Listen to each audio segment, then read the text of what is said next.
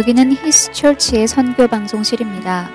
히스철치는 성령님이 주도하시는 사역을 통해 로스앤젤레스에서 땅끝까지 예수님을 증거함으로 주님의 다시 오심을 준비하는 예배와 말씀의 공동체입니다. 많은 은혜를 받으시기 바랍니다.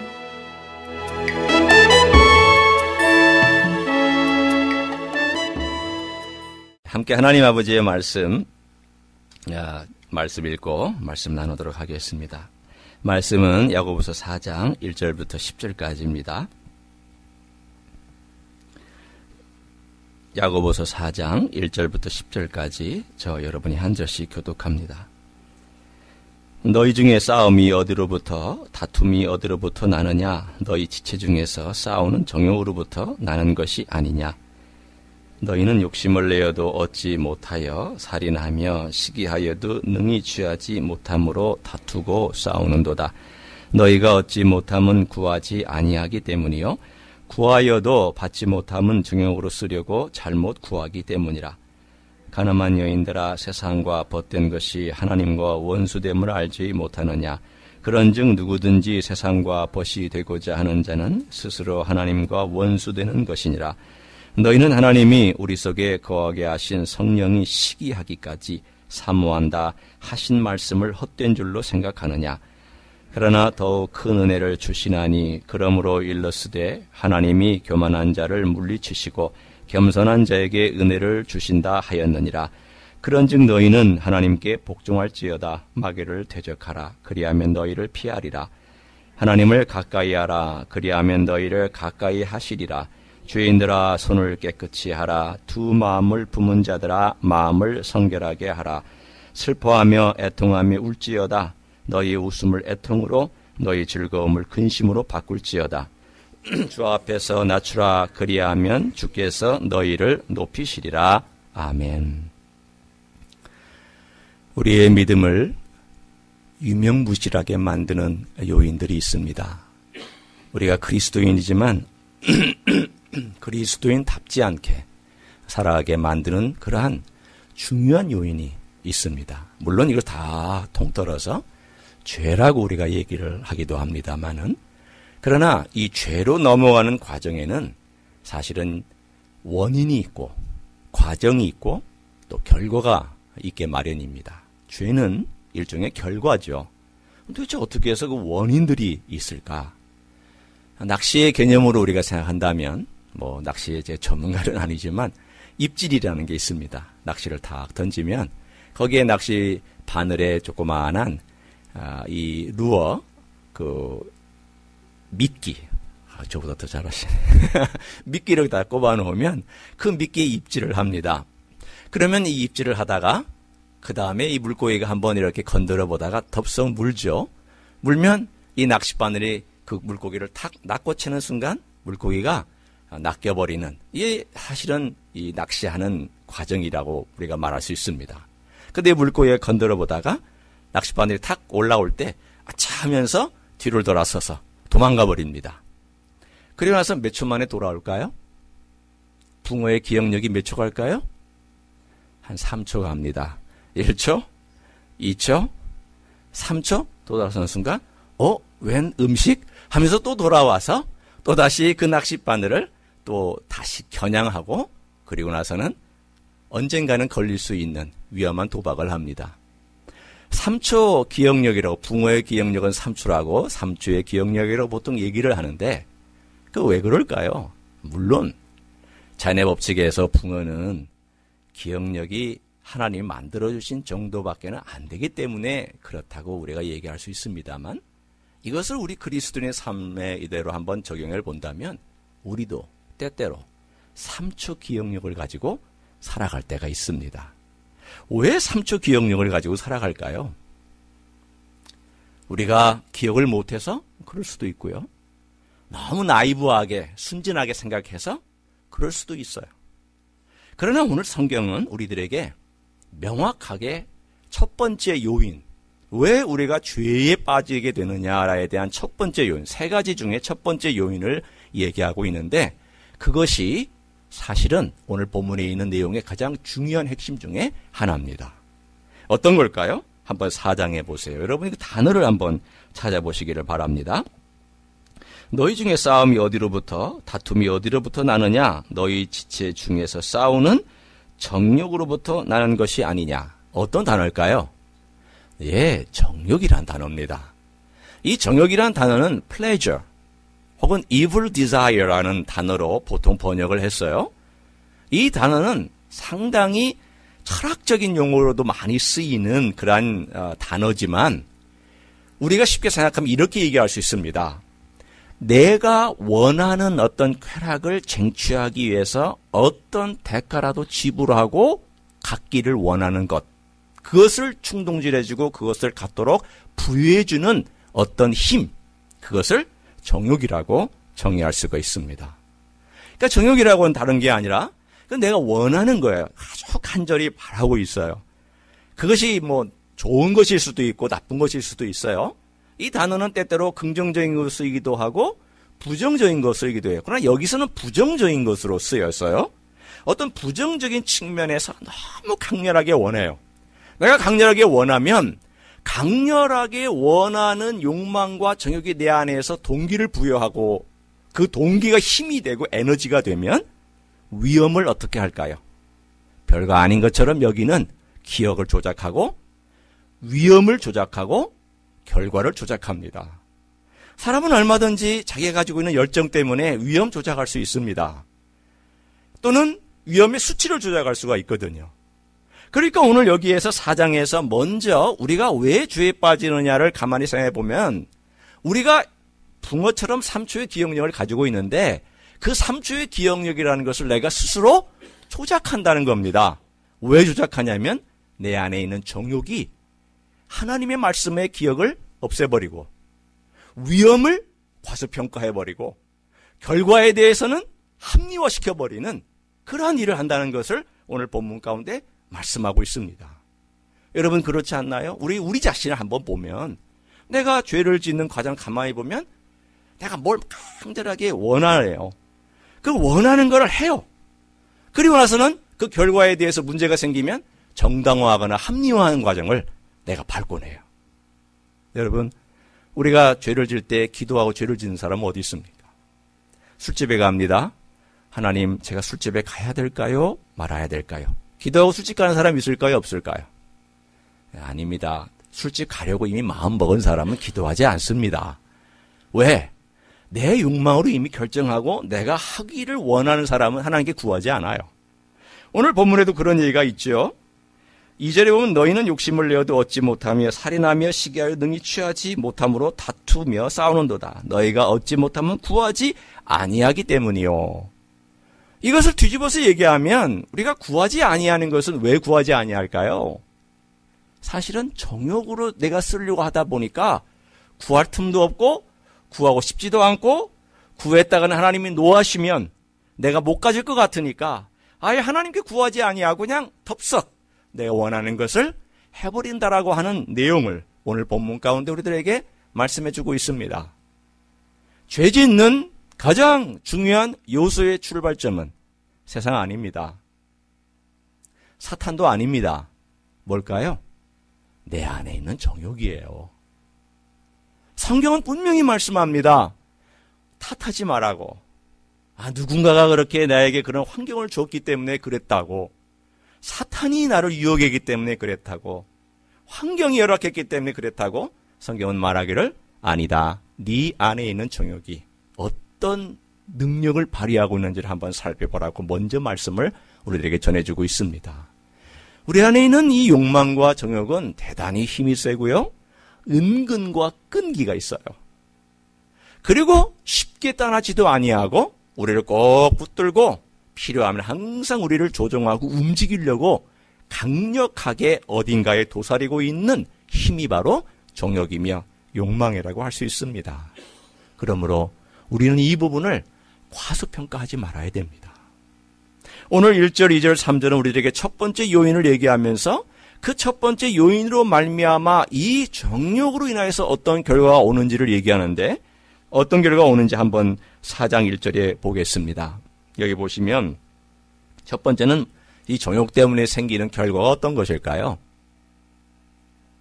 싸움, 또 다툼, 또 하나 있다면 어떤 것일까요? 2절에 살인. 결국은 이 정욕, 내 안에 있는 욕망과 내가 원하는 것을 쟁취하거나 얻기를 원하는 것 때문에 싸우고 다투고, 여기 싸움이라는 것은 말로 싸우는 것이나 뭐 육체적인 싸움 다 포함하고요. 다음에 다툼은 일종의 긴장 관계와 갈등 관계를 여기서 얘기하는 거예요. 그 사람 내가 보기 싫다고, 그 사람과는 나 정말 상종하기 싫다고. 예를 들면 그런 긴장 관계와 갈등 관계가 다 어디서 생기느냐?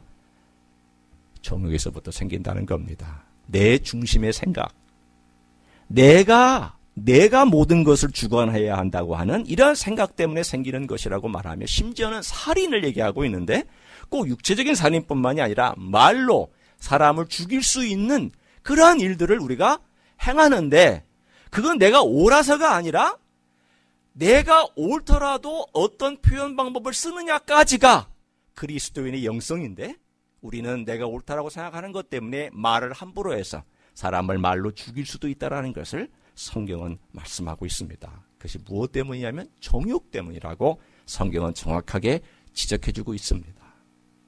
사실은 무서운 거지요.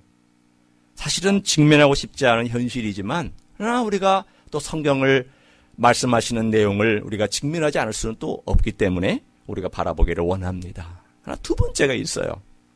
두 번째는 4절부터 6절까지 나와 있는 내용인데 무엇일까요? 우리로 하여금 유혹해서 죄로 넘어가게 하는 요인의 두 번째. 뭐라고 본문에 나와 있을까요? 네, 세상이라는 단어입니다. 4절에 보시면 가늠한 여인들아 세상과 벗된 것이 라고 나와 있어요. 그러니까 두 번째 요인은 흔히 말하는 세상, 여기 말하는 물질적인 세상을 우리가 보통 얘기하는 것일 수도 있지만, 사실은 그 의미보다는 이 세상을 움직이고 있는 가치, 세속적인 가치, worldly desire, 세속적인 value system, 이런 모든 것들을 세상이란 단어로 받고 있습니다. 오늘 가늠한 여인들아 이렇게 얘기했으니까 이것은 왜 성적인 차별이 여기 있습니까? 여러분 오해하지 마세요. 우리 모두는요 예수님의 신부이기 때문에 다 하나님의 여인들이라고 그렇게 일종의 상징적인 표현을 쓸 수 있어요. 그러니까 여기는 남성이나 여성이나의 그 중요성이 중요한 게 아니라 이 대상이 교회라고 하는 대상이에요. 예수님의 신부인 교회가 세상을 사랑하면 그 뭘까요? 간음이라고 본문에 나와 있습니다. 오늘 여기서는 그 두 번째 얘기가 세상과 못된 것이라고 말합니다. 여기 세상과 못된 것이 뭘까요? 이 세상의 가치, 이 세상의 시스템하고 벗이되다. 여기서 벗되다는 것은 내가 얼마만큼 시간을 많이 보내고 있느냐가 그 사람의 벗된 것을 얘기합니다. 벗된 것은 단순히 친구 관계인가요? 아니요. 여기서의 벗된 것과 친구 관계는 사랑하는, 정말 우정을 나누고 깊이 있게 정말 사랑을 나누는, 여기서 사랑이 꼭 애인과의 관계뿐만이 아니라 여기서 애인과의 관계에서 이 단어를 쓰기도 합니다. 그러나 주로 정말 내가 마음에 들어서 시간을 많이 보내는 어떤 그 대상을 향하였을 때에 이 단어를 사용을 합니다. 여러분이 어디에 시간을 제일 많이 보내고 있을까요? 예를 한번 들어보죠. 여러분 드라마 보세요? 여기 히스교회는 드라마 보는 분이 많지는 않더라고요. 그러니까 뭐 하며 지내시는지 저는 모르지만 바쁘게 사시는 것 같아요. 저는 보는 드라마가 딱 하나 있습니다. 이게 뭐냐면 월계수 양복점이에요. 이게 뭔지 잘 모르시는 분, 월계수 양복점이 뭐냐? 이게 주말 드라마예요.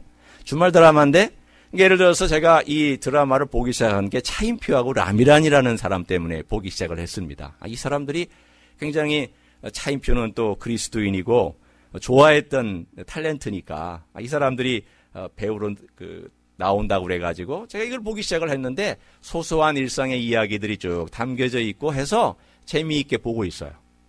근데 예를 들어 제가 이 주말에 하는 이 드라마를 보기 위해서 토요일과 주일날을 만약에 이 드라마를 먼저 보고 있다면 저의 문제는 뭘까요? 주님의 말씀을 준비하는 것보다 이 드라마에 마음이 뺏겨 있을 거예요. 저는 이 드라마에 처음에는 재미있어서 봤지만, 그러나 제 우선순위는 이 드라마에 먼저 있지는 않아요. 주말에 하나님 말씀 준비하고 거기에 신경 쓰고 또 그 묵상하고 거기에 보내기 때문에 다 지난 다음, 교회 활동이 다 지난 다음에 그걸 나중에 녹화된 거, 녹음된 것을 틀어서 봅니다. 그러면서 재미있어하고 즐겨합니다.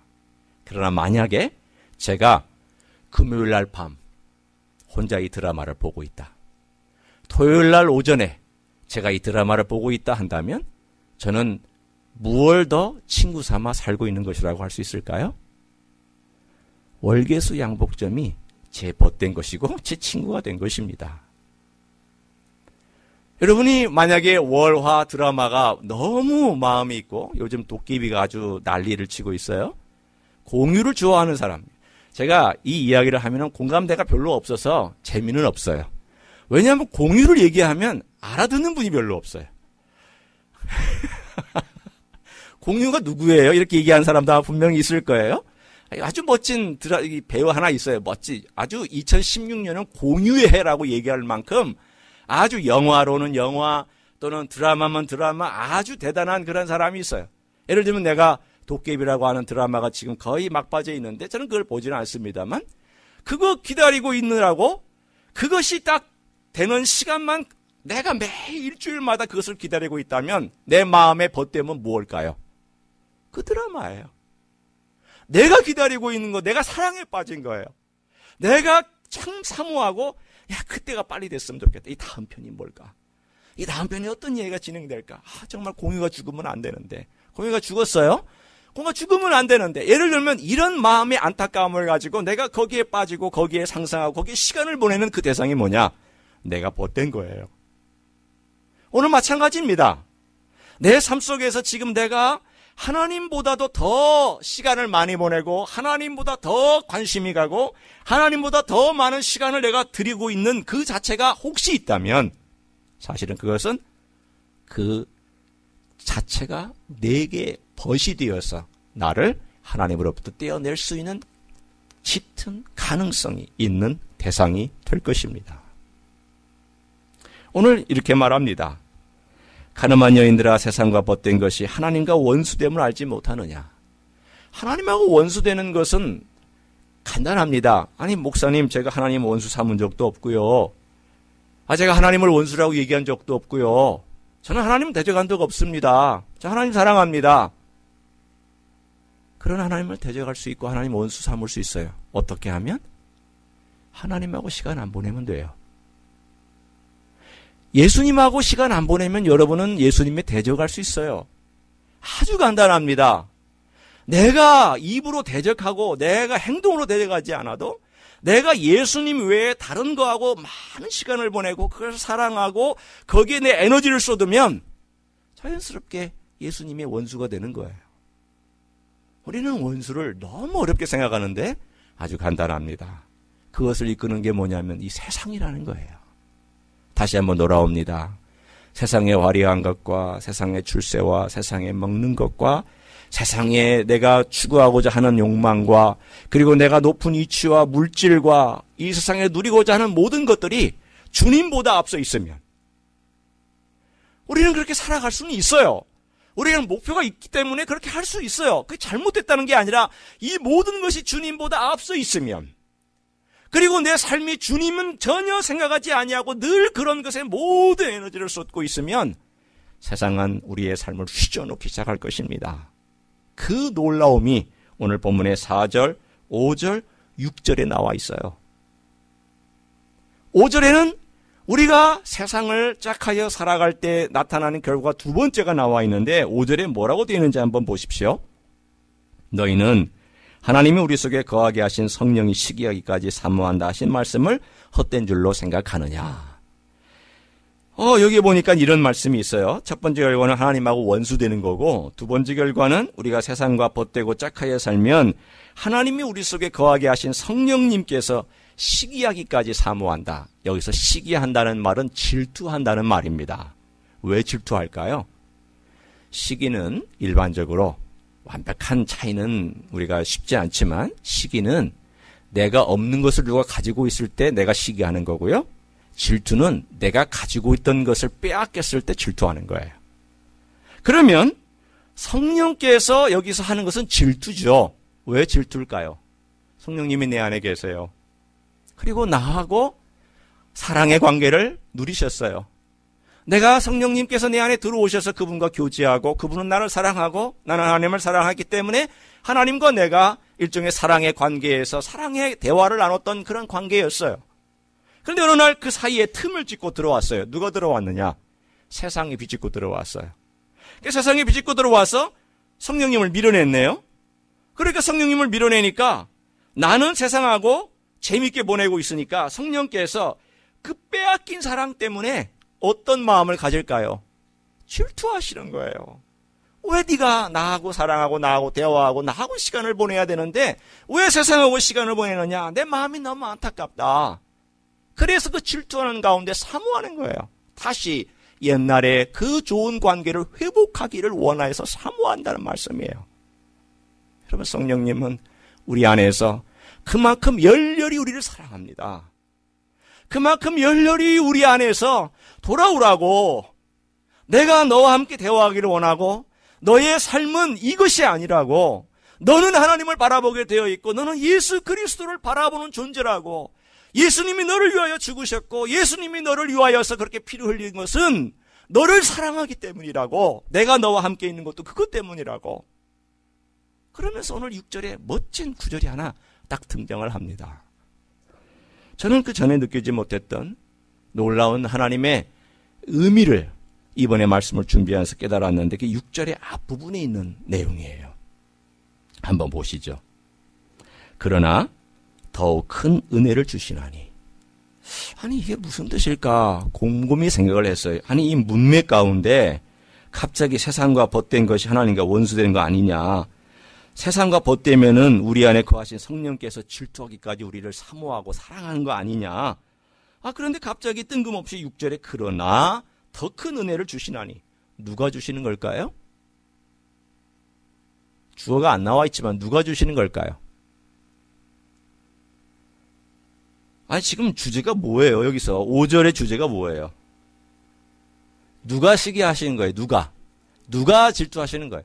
성령님이죠. 물론 하나님이라 우리가 넓게 얘기할 수 있지만 오늘 여기에 나와 있는 내용은 주어가 빠져 있지만 3인칭 대명사로서 he라고 하는 이 단어가 누구냐라는 거예요. 더욱 큰 은혜를 주시는데 누가 주시느냐 하면 직접적으로는 성령께서 우리에게 더 큰 은혜를 주신다는 거예요. 논리적으로 이상하지 않아요? 왜 이상할까요? 아니, 내가 지금 세상하고 짝하고 살고 있어요. 성령께서 내 안에서 질투하고 있어요. 그러면은 우리 같으면 어떻게 해야 하는 게 맞아요? 찾아가서 따지는 게 맞지 않아요? 화를 내야 되는 거 맞는 거 아니에요? 분노해야 맞는 거 아니에요? 아니면 심판을 해야 맞는 거 아니에요? 그런데 성령께서는 어떻게 해요? 역으로 오늘 본문에 있는 것은 더 큰 은혜를 주신다는 거예요. 이게 무슨 뜻일까요? 저는 이게 참 감사했어요. 내가 하나님의 뜻도 잘 모르고 혹은 하나님의 뜻에 어긋나게 내 마음대로 세상의 가치나 세상에 원하는 걸 따라갈 때에 성령님이 내 안에서 더 큰 은혜와 기회를 주시려고 역사하시는구나. 그래서 잘못한 것을 깨닫게 은혜를 주시고 이게 아니지. 이건 하나님의 방법이 아니지. 하나님께서 원하는 게 아니지라고 자꾸 이끌어주시는 그런 놀라운 거룩한 충동을 내 안에서 일으켜주시는 은혜를 주신다는 뜻입니다. 여러분, 성령님의 놀라운 음성과 성령님의 도전과 내가 이 길을 걸어가다가도 이거 아니다. 이건 아니다. 이건 세상의 길이다. 이건 분명히 하나님 기뻐하는 것이 않는다라고 무언가 내 안에서 충동이 일어났다면 그것은 성령께서 역사하는 시간인 줄로 믿습니다. 그게 바로 오늘 본문에 나와 있는 더 큰 은혜예요. 더 큰 은혜는 그 은혜가 뭘 이끌어오기 때문에 나를 그리스도에게로 이끌어서 그 은혜 때문에 그리스도의 십자가를 바라보고 내가 돌아온 다음 내가 얼마나 죄인이냐, 내가 얼마나 예수님을 멀리 떠났냐, 하나님을 멀리 떠났냐, 내가 얼마나 어리석은 인생이었느냐를 깨닫고 내 자신이 하나님의 은혜를 더 사랑하고 사모하는 존재로 만들어가기 때문에 더 큰 은혜가 됩니다. 제 인생이 그랬습니다. 제가 젊었을 때에는 저 괜찮은 인생인 줄 알았습니다. 바보죠. 멍충이죠. 왜 그랬을까요? 몰랐으니까. 제 자신이 어떤 인생인지를 몰랐으니까. 그러나 나이가 먹고 목회를 하고 실패와 실수도 하고 또는 가정 안에서도 어려움을 겪고 여러 가지 일들을 쭉 경험하면서 느낀 제 결론이 뭐냐면 나는 참 죄인이구나. 나는 참 모자라구나. 회개해도 끝이 없이 회개할 것이 많구나. 하나님께서 내게 은혜를 주셔서 이걸 깨닫게 해주시는구나. 깨닫는 것, 내가 얼마나 죄인인가를 깨닫는 것 자체의 그 출발이 너무 큰 은혜였어요.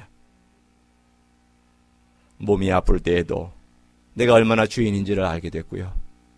회복하는 과정 가운데 내가 이렇게 산 주변을 돌면서 산책할 때, 운동할 때에도 그 과정 가운데서 하나님이 저에게 주신 가장 큰 은혜 중에 하나가 뭔가 하면 내가 얼마나 부족한 인생이냐. 하나님 없이는 살 수 없는 인생이다. 그리고 내가 하나님 없이 살았던 과거가 얼마나 부끄러운 인생이냐. 이걸 깨닫게 해주시는 데에 저의 귀중한 그 병에서부터 회복되는 시간들이 하나님의 은혜로 더 큰 은혜로 다가오기 시작을 했습니다. 성도 여러분, 우리의 삶은 그런 내 고집과 내 정욕과 내 아집과 세상의 가치로부터 빠져나오는 과정이 성화의 과정입니다. 오늘 성경은 먼저 이 세 가지를 얘기하고 있죠. 정욕, 두 번째 세상, 세 번째 이제 드디어 사탄이 등장을 합니다. 7절을 보세요. 그러즉 너희는 하나님께 복종할지어다 마귀를 대적하라. 세 번째 우리의 삶의 죄를 이끌어주는 대상이 하나 있는데 마귀입니다. 마귀의 뜻은 slanderer, 참소자, 대적자, 고소하는 자라는 뜻입니다. 마귀는 여러분을 어떻게든 죄를 짓게 해서 고소합니다. 검사처럼 죄인이라고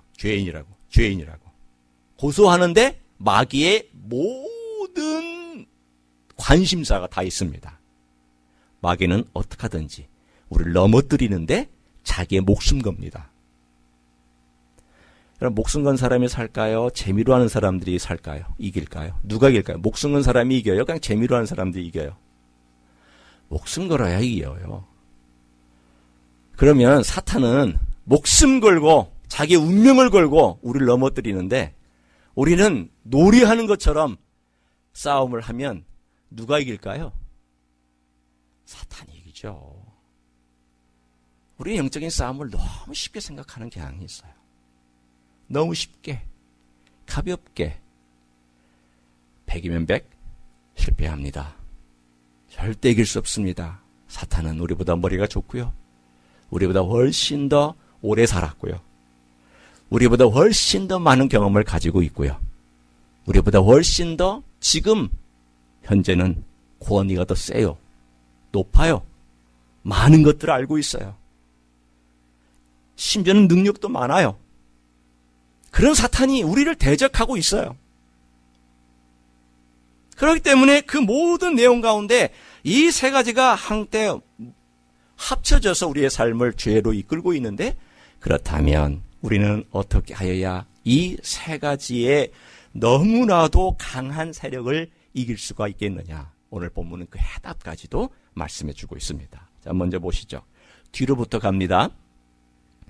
처음에는 정욕, 세상, 사탄 이렇게 해봤지만 이제는 거꾸로 봅니다. 사탄, 세상, 정욕, 그 순서로 갑니다. 따라오실 수 있겠죠? 예, 한 분만 따라오시는 것 같아요. 따라오실 수 있겠죠?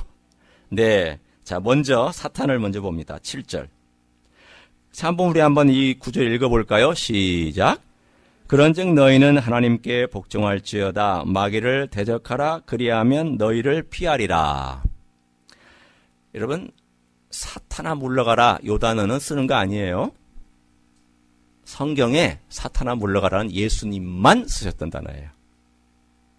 사도 바울도 쓴 적이 없고요. 어떤 사도도 쓴 적이 없어요. 예수님의 권위만 사탄을 물러나라라고 하실 수 있어요.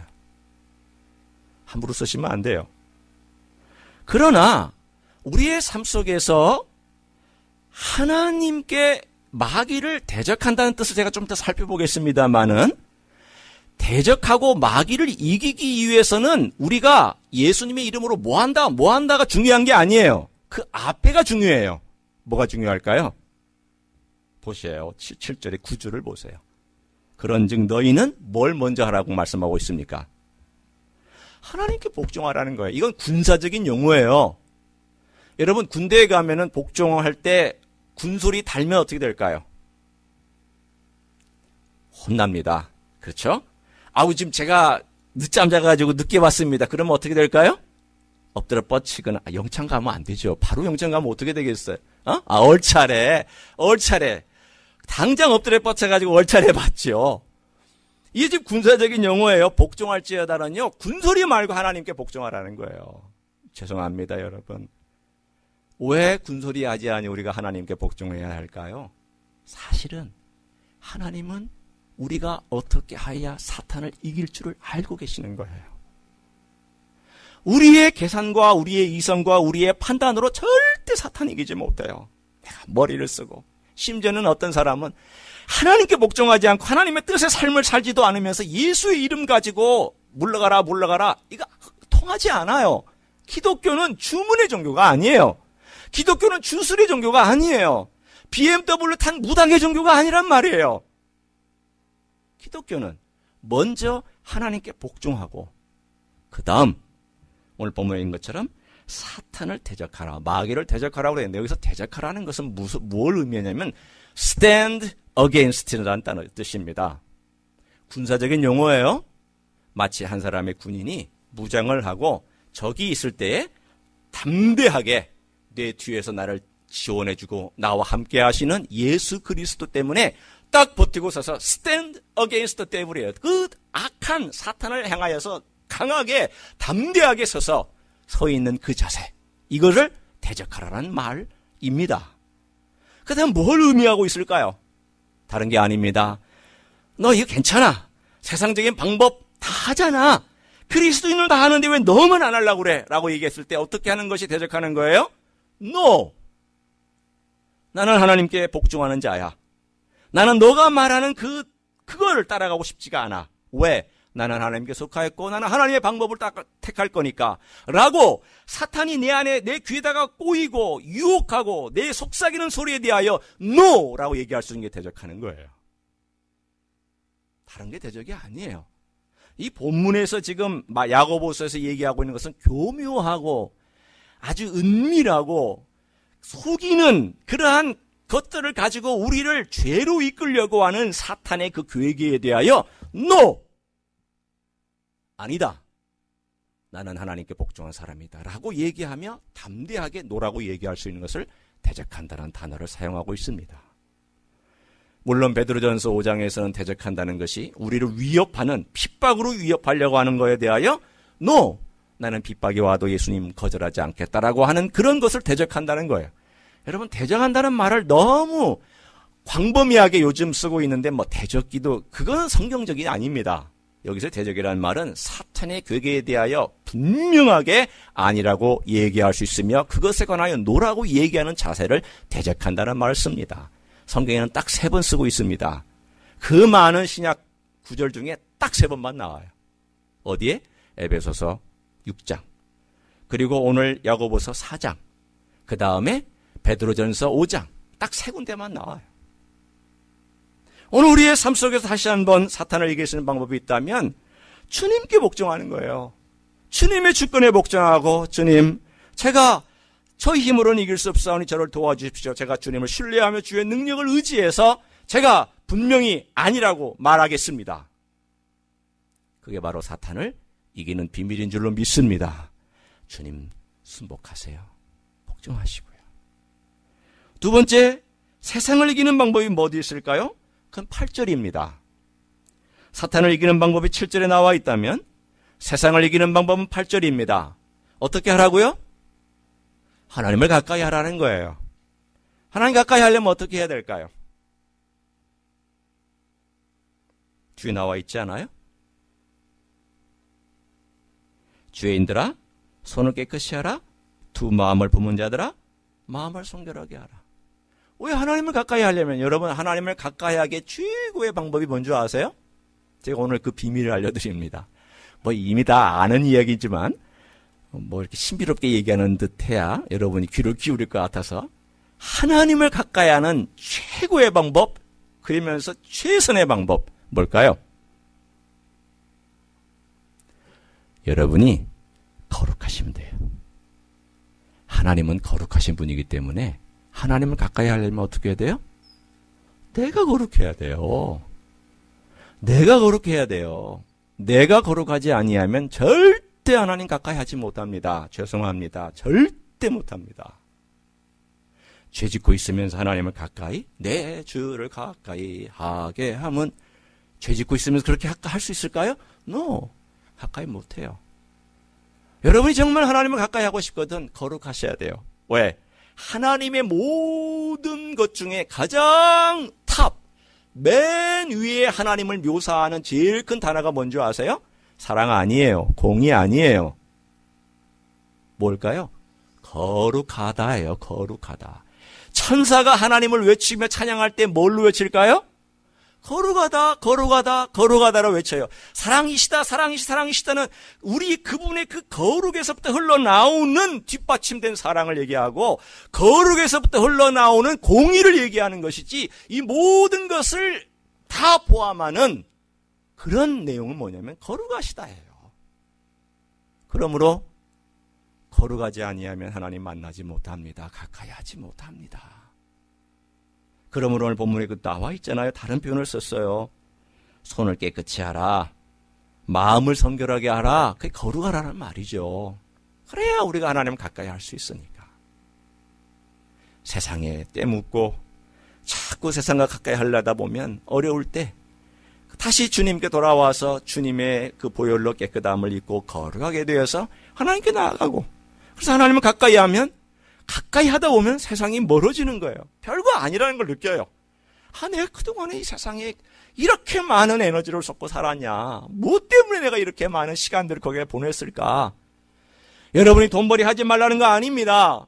여러분이 취미생활 하지 말라는 거 아니에요. 뭐 드라마 보지 말라는 거 아니에요. 그거보다 더 중요한 것은 내 마음의 중심이 어디에 가 있느냐에 따라서 내가 우선순위가 탁탁탁탁탁 정해지기 시작한다는 겁니다. 그게 그리스도인의 삶의 멋진 비밀입니다. 세 번째는 우리의 정욕의 문제를 어떻게 해결할 것이냐.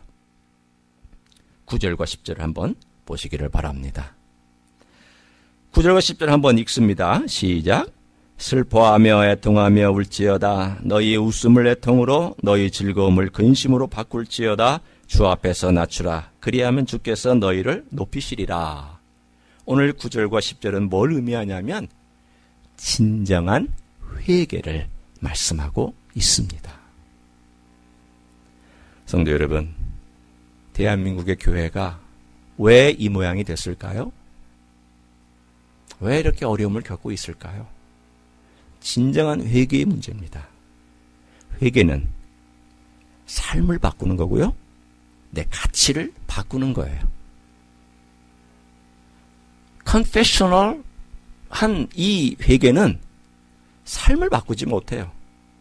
confession은 중요해요. 그러나 이 confession을 뒷받침해주는 진정한 회개가 따라 나와야 그게 사실은 진정한 회개라고 할 수 있어요. 뭘까요? 삶이 바뀌는 거예요. 과거에는 내가 좋아했던 세상적인 것이 이게 아니구나. 하나님의 것으로. 내가 과거에 쫓았던 그러한 쾌락과 그런 것들이 더 이상 기쁨의 대상이 아니라 주님 다음으로. 이러한 진정한 회개가 우리의 삶 가운데서 자리를 잡을 때에야 우리는 이 정욕의 문제를 이겨나갈 수가 있어요. 회심이란 우리가 단순히 종교를 바꾸는 것과 다릅니다. 많은 사람들이 그리스도교를 믿으면 출세할 수 있고 돈 벌 수 있고 잘 되고 자녀가 출세하고 부유를 누리고 건강해지고 복을 누리고 또는 병을 낫고 한다는 거기에 모든 초점이 가 있다면 우리의 기독교는 어쩌면 회개 없는 종교로 전락해버리고 말 것입니다. 성경은 분명히 말합니다. 우리가 즐거워하지 말라는 게 아니라 내 정욕 때문에 이런 죄악에 물들어서 사는 삶이 있다면 그 철저히 깨닫고 회개하고 그 회개의 열매를 분명히 보이면서 살아야 우리가 이 땅에 살고 있는 이 정욕의 문제를 이겨낼 수 있다라고 말씀합니다. 성도 여러분, 오늘 본문의 말씀은 좀 우리의 삶 가운데서 무겁기도 하고요. 이민생활하는 가운데 회개하라고 그러니까 참 어쩌면 여러분이 힘들게 사는 이 이민생활에 내가 얼마나 더 회개를 해야 되느냐라고 어쩌면 반문하실 수도 있습니다. 그러나 다시 한 번만 우리가 오늘 본문의 내용을 살피면서 내 자신을 돌아봤으면 좋겠습니다. 오늘 성경의 본문이 뭐라고 얘기하냐면 우리는 우리의 정욕과 세상의 가르침과 사탄의 유혹 때문에 넘어지는 자요 죄를 범할 수 있는 자라고 얘기하고 있습니다. 그걸 이길 수 있는 방법은 다른 게 아니라 오로지 하나님의 능력과 하나님밖에 없고 주님밖에 없는데 오늘 명령 3가지가 그것을 우리들에게 정확하게 어떻게 해야 이길 수 있는가를 말씀해 주고 있습니다. 정리합니다. 7절 하나님께 복종하라. 주께 복종하라. 둘째 8절 하나님을 가까이 하라. 주님을 가까이 하라. 셋째 10절 주 앞에서 낮추라. 복종하고 가까이 하고 낮추라. 우리의 삶은 이 3가지 의미만 제대로 알아도 이 땅 위에서 우리는 넉넉히 승리하며 살아갈 줄로 믿습니다. 회개가 있어야 됩니다. 부지런히 회개하세요. 부지런히 회개하세요. 부지런히 하나님 아버지 앞에 회개하시고 부지런히 하나님 아버지 앞에 자기를 돌아보며 회개하셔야 돼요.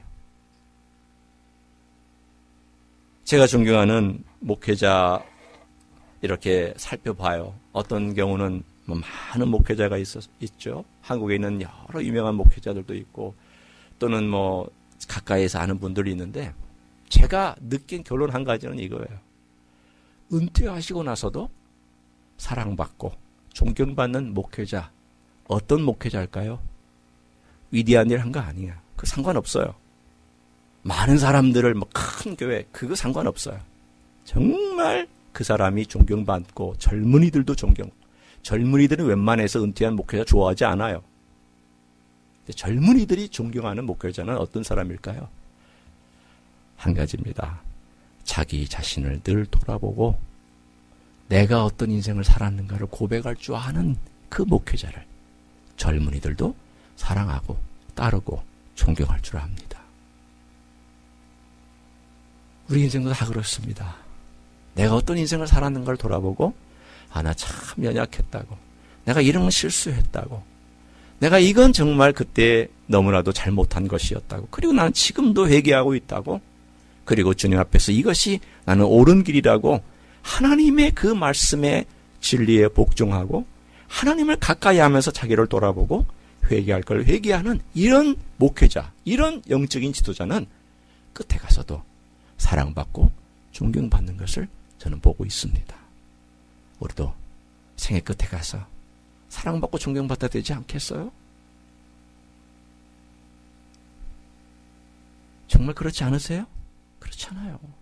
적어도 내 주변에 있는 사람들이 날 볼 때 그렇게 유명하지 않아도 같이 교회 안에서나 또는 식구들 안에서 사랑받고 존경받는 게 얼마나 좋은 거예요. 그렇게 하려면 어떻게 해야 될까요? 위대한 업자가 아닙니다. 오늘 본문에 있는 것처럼 하나님을 가까이 하시고 우리 주님 가까이 하시고 자기 자신을 늘 돌아보면 됩니다. 그러면 나머지는 주님께서 책임져 주시고 주님께서 역사하시고 도와주실 줄로 믿습니다. 그런 삶이 되시기를 예수님의 이름으로 축원합니다. 기도하겠습니다.